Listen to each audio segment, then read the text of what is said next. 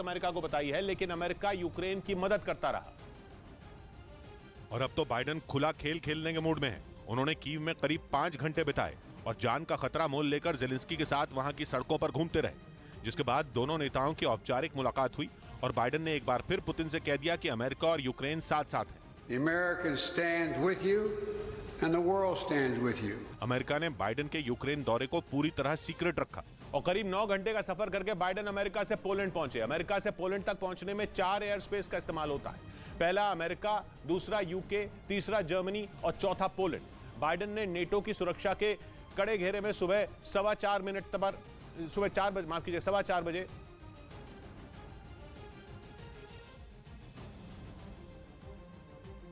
पर अमेरिका उड़ान भरी थी और खुफिया तरीके से यूके से जर्मनी तक सफर तय किया और फिर वहां से सीधा पोलैंड पहुंचे, जहां वो ट्रेन में बैठे और पोलैंड की सीमा से ट्रेन से ही कीव पहुंचे। जबकि पिछले हफ्ते तक व्हाइट हाउस यही कह रहा था कि बाइडेन के यूरोप दौरे के एजेंडे में यूक्रेन शामिल नहीं है। लेकिन पुतिन को चिढ़ाने के लिए बाइडेन यूक्रेन पहुंच गए। वो खाली हाथ नहीं आए, बल्कि उन्होंने जेलेंस्की से कहा कि वो यूक्रेन को हथियारों से पाट देंगे, यानी यूक्रेन की वो मांग पूरी करेंगे जिसके लिए जेलेंस्की कई महीनों से इंतजार कर रहे हैं। खबर है कि बाइडेन ने यूक्रेन को $500 मिलियन यानी करीब 4,000 करोड़ रुपए के हथियार देने का वादा किया है। मीडिया से बातचीत के दौरान बाइडेन ने खुद कहा कि वो यूक्रेन को गोला बारूद और तोपें देने वाले हैं। इसके अलावा कुछ और हथियारों पर भी बात हुई जो पहली बार यूक्रेन को मिलने वाले हैं। मतलब 24 फरवरी से पहले यूक्रेन पहुंचकर बाइडेन ने बता दिया कि वो यूक्रेन को हारने नहीं देंगे। भले ही ये जंग उनकी सेना नहीं लड़ेगी, लेकिन उनके हथियारों से लड़ी जाएगी, क्योंकि बात अब बहुत आगे बढ़ चुकी है, जिसकी वजह से दुनिया पर खतरा मंडरा रहा है। क्योंकि 24 फरवरी नजदीक है, बाइडेन ने अपनी चाल चल दी है और अब पुतिन की अगली चाल का इंतजार है। उधर यूक्रेन ने दावा किया कि पुतिन ने समंदर में अपनी परमाणु पनडुब्बी भेजी है, जिसके लिए उन्होंने बाइडेन के यूरोप दौरे का वक्त चुना।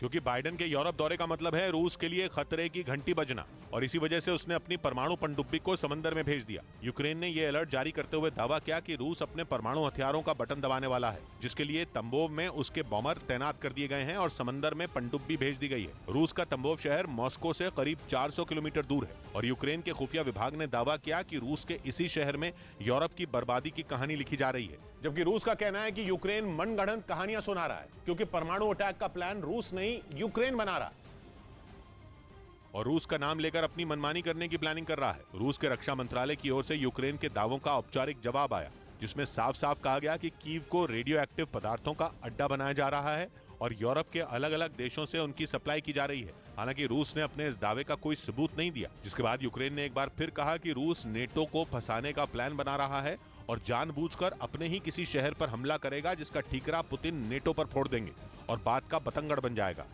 इधर चुनाव आयोग के फैसले के खिलाफ उद्धव ठाकरे ने सुप्रीम कोर्ट में अर्जी दाखिल कर दी। 3 दिन पहले ही चुनाव आयोग ने शिंदे गुट को शिवसेना का नाम और चुनाव चिन्ह तीर और कमान निशान के तौर पर का इस्तेमाल करने की इजाजत दी थी, जिससे नाराज होकर उद्धव ठाकरे ने सुप्रीम कोर्ट में याचिका दायर कर दी। उन्होंने आरोप लगाया कि चुनाव आयोग ने इस पूरे मामले में निष्पक्ष भूमिका नहीं निभाई। उद्धव ठाकरे ने यहां तक दावा किया कि उनके पास पार्टी के संगठन का बहुमत है। उधर पाकिस्तान के रक्षा विशेषज्ञों ने आईएमएफ से मदद न मिलने पर अपनी सरकार को परमाणु हथियार बेचने की नसीहत दे दी। पाकिस्तान को पूरी उम्मीद थी कि उसकी हालत पर तरस खाकर आईएमएफ उसे राहत पैकेज जरूर देगा, लेकिन आईएमएफ ने पाकिस्तान की उम्मीदों पर पानी फेर दिया। उसने राहत पैकेज देने के बदले शहबाज शरीफ सरकार के सामने कड़ी शर्तें रख दी थी, जिन्हें मानने से पाकिस्तान सरकार ने हाथ खड़े कर दिए, जिसके बाद आईएमएफ से उसकी बात नहीं बनी। लेकिन इससे पाकिस्तान की परेशानी और बढ़ गई, क्योंकि वो भारी भरकम कर्ज, महंगाई और आतंकवाद का एक साथ सामना कर रहा है। यही वजह है कि वहां की सरकार चाहकर भी अपने लोगों की मदद नहीं कर सकती, जिससे पाकिस्तान में कोहराम मचा है। लोग खाने पीने की चीजों के लिए मारपीट तक कर रहे हैं। ऐसे में दुनिया भर में पाकिस्तान की फजीयत हो रही है और पाकिस्तान के कई दोस्त तो मुश्किल की इस घड़ी में उससे किनारा भी कर चुके हैं। हालांकि पिछले कुछ महीनों में पाकिस्तान ने कई देशों से राहत के नाम पर भीख मांगने की कोशिश की, लेकिन इससे भी उसका भला नहीं हुआ।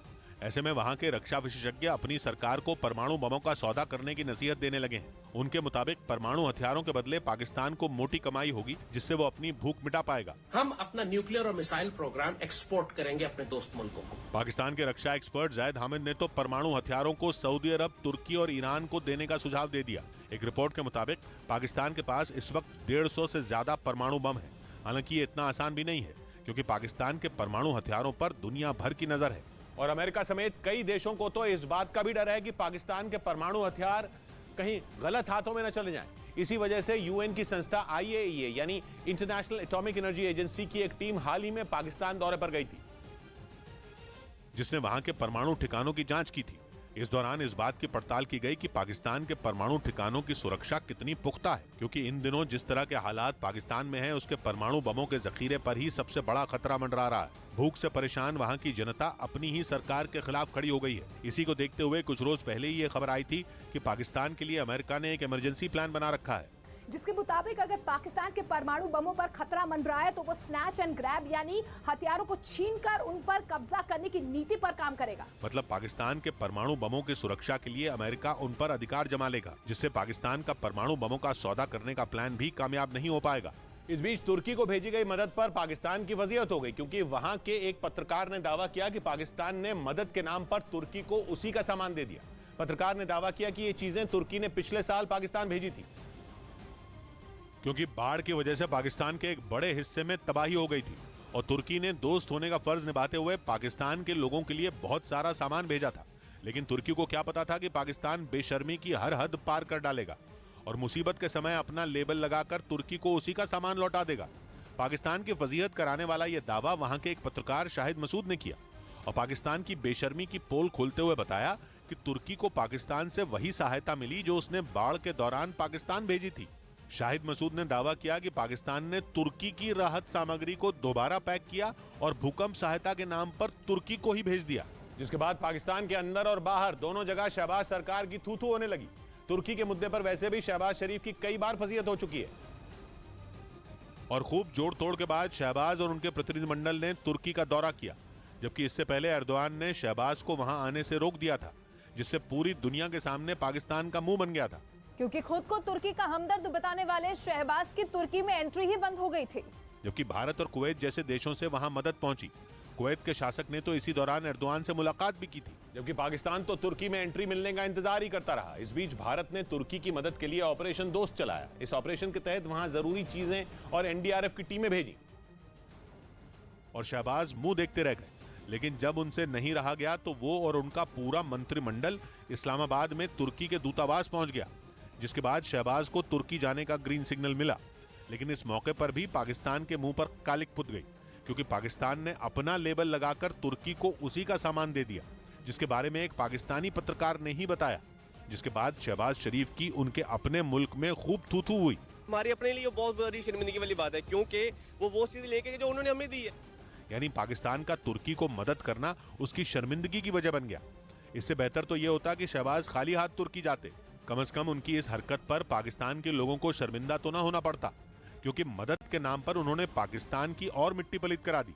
उधर पाकिस्तान के तोरखम बॉर्डर पर तालिबान ने पाकिस्तान के सुरक्षा बल के जवानों पर हमला बोल दिया, जिसमें कई जवानों के मारे जाने की खबर है। पहले से ही आतंकी संगठन TTP यानी तहरीके तालिबान पाकिस्तान ने शहबाज शरीफ सरकार के खिलाफ मोर्चा खोल रखा है।